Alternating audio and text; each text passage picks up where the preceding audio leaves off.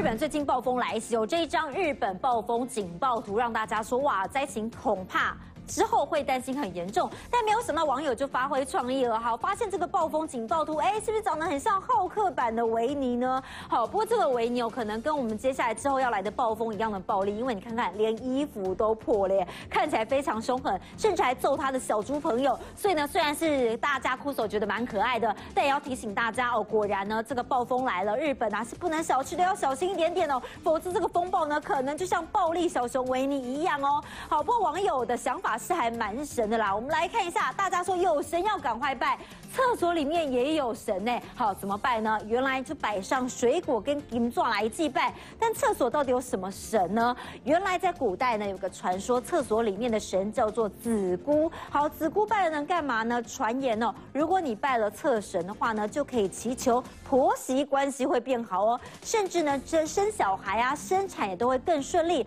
好，因为这样的习俗呢，很多人都很讶异说，原来厕所有神，大家也不晓得。너 나 몰라? 응? 야, 내가 너네들 천년전에 쳐 죽을 때 저승차사였어. 地表最强大叔马东石在电影《与神同行》中演出保护爷爷和小孙子的暖心家神，也就是俗称的地基主。但习俗中可是连厕所都有人拜。民众 po 文说，某天朋友的婆婆准备了水果和金纸，烧了香摆在厕所祭拜，把画面 po 上网询问这到底在干嘛？底下不少的网友解答，这其实是在拜子姑，也就是俗称的厕所神。以前都没听过，现在什么时候生出来的？相信，因为我觉得蛮奇怪的，也没有听过。 民众也觉得很新奇，古代流传厕神子姑原本是嫁为妾，却遭到原配虐待，死于茅厕内。天帝出于怜悯，封她为厕神。但拜厕神其实跟拜地基主一样，主要是希望能保佑婆媳和家庭关系和睦，也有人用来求子和生产顺利。因为家里常听到一些比较不寻常的声音，或是看到不寻常的那个事情，然后才会在厕所里面拜拜。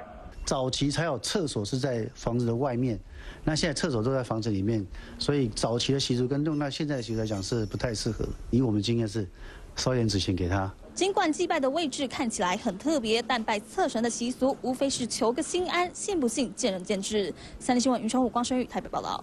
好，神明管辖分门别类嘛，但是工作也有哦。在中国大陆呢，有个很神秘的职业叫做什么鉴黄师。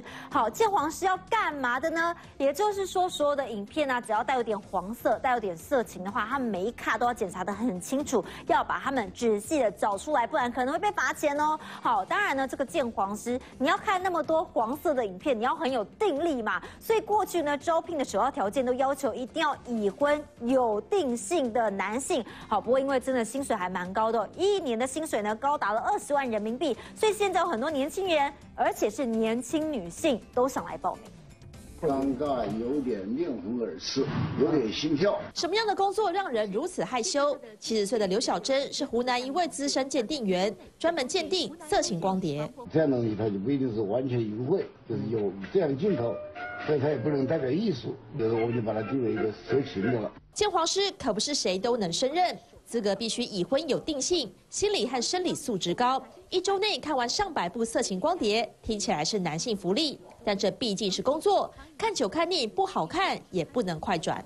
欧美的、日韩的，像这种你不要说看了恶心，你就是看都不想看。你是干这个工作，你就得去认真看一下。 审查时必须反锁房门，拉上窗帘，戴上耳机，仿佛做贼见不得人。但因为薪水丰厚，近来吸引不少90后青年报名。对于鉴黄师的工作，阿紫说呀，最打动他的是这个职业20万元的年薪。稍不留神，放过了黄色信息，就会被举报，甚至丢掉饭碗。 一名90后女孩考上北京首席鉴黄师，因为工作内容敏感，不敢让家人和男友知道，骗说自己是网络编辑。后来受不了身心煎熬辞职。人力鉴黄师工资高，压力大。现在中国开发以 AI 机器人代劳，一天可鉴定10亿张图片。看这张图片，它实际上是一个婴幼儿的图片。裸露的小婴儿 AI 鉴黄结果为25分，属于正常。健身照露出大片腹肌，判读为40分，列为疑似黄色图片。厂商号称 AI 法眼能够完全辨识色情与非色情，对于扫黄工作省时省钱。三立新闻林芳颖报道。男子之前二者卖家被狠狠打了一顿。昨天下午呢，本来说要开庭谈和解的，没有想到和解到一半呢，开完庭之后呢，这个男子的妈妈又对镜头呛瞎，被害卖家非常火大，双方又开始互呛起来。 要这样针对他们呢？留着马尾的薛姓男子快速冲进法院，他的妈妈只是对着镜头不断咆哮。发生什么事吗？儿子为什么长期？为什么要这样子长期？不知道对人家？你们在做什么？莫名其妙。薛妈妈会这么激动，原来她儿子被指控坑杀不少网络卖家。被剪到后面要不要？敢不敢去告？你不是很爱告？你不是很爱告？为什么不去北检告我伪造起诉书？不是，那看他的脸哦，你看他在法庭还很得意，我赢了，结果法官一把他戳破，你看那个脸。中间隔了一条大马路，双方还是不断的大声互呛。被告的江先生好生气，他没想到之前卖了一个手指虎，他没有拿到钱就算了，还被告了上百次，向卖家勒索新台币数十万元。 那如果不给这个保护费的话，他会继续一直乱到你生意不用做，上百件有。那真正成案的，目前定验的是还没有半件啦。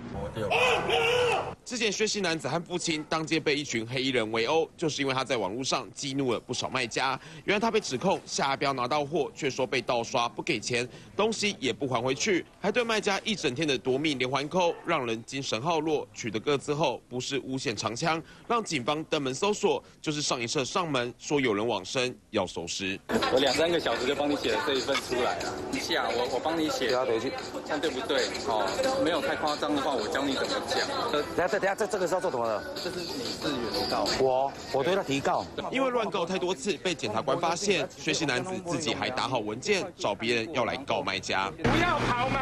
江先生这几年光是被薛姓男子告，地检署、法院跑了好多次，这一次又在高院外头碰到对方，他决定正面对决，要替自己讨回公道。3新闻综合报道。